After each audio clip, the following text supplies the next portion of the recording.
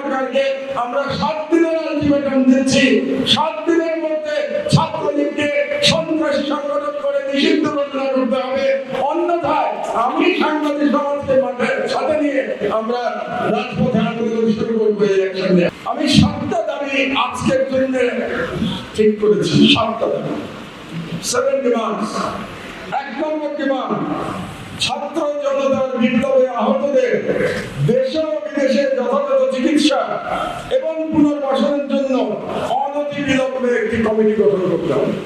2 নম্বর, বাংলাদেশ ছাত্রলীগকে অনতিবিলম্বে এই সপ্তাহের মধ্যে একটি সন্ত্রাসী সংগঠন ঘোষণা করে বেআইনি ঘটনা করতে হবে।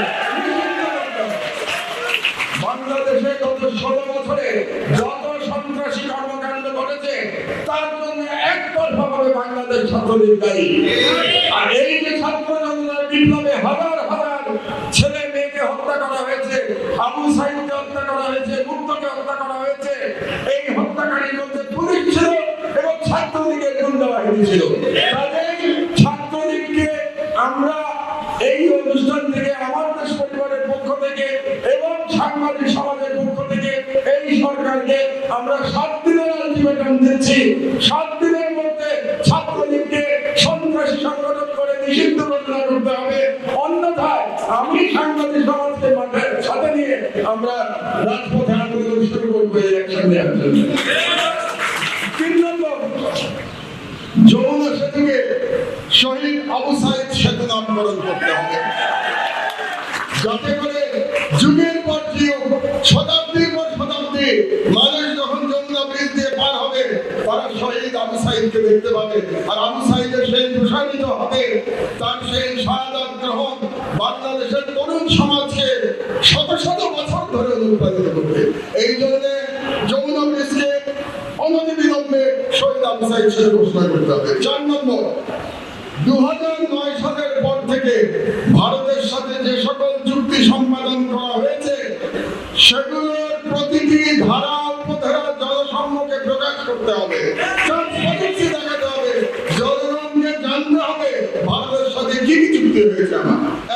2, এটার সেকেন্ড পার্ট হচ্ছে এগুলো পুনর্বিবেচনার জন্য একটা কমিটি গঠন করতে হবে, যেখানে দেশপ্রেমিকরা থাকবে, যেখানে ডক্টর ইফতেখারুজ্জামান এবং ডক্টর দেবপ্রিয়র মতো কোনো ব্যক্তি, ফ্যাসিবাদের কোনো দোষক এবং ভারতীয় হেজিমনির এই দেশীয় কোনো দালাল থাকতে পারবে না। 5 নম্বর দাবি, বঙ্গবন্ধু এভিনিউকে আমাদের পাশে শহীদ আবরার এভিনিউ নামকরণ করতে হবে।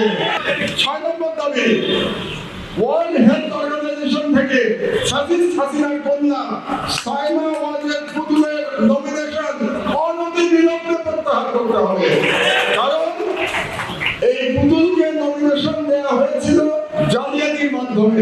এই সরকারের কাছে আমার 7 নম্বর দাবি, আপিল বিভাগের একজন বিচারপতির নেতৃত্বে একটা বিচার বিভাগীয় কমিটি করতে হবে, তদন্ত কমিটি।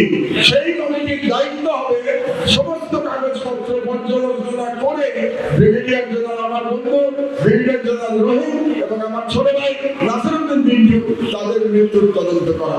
এই 7টি দাবি আজকে আপনাদের এই অনুষ্ঠান থেকে জনগণের পক্ষ থেকে আমি সরকারের কাছে বললাম। আমরা এই সরকারকে কিন্তু সহযোগিতা করতে চাই, আমি বারে বারে বলছি, কারণ হচ্ছে, কারণটাও বলেছি, শহীদদের রক্তের উপর এই সরকার প্রতিষ্ঠিত হয়েছে।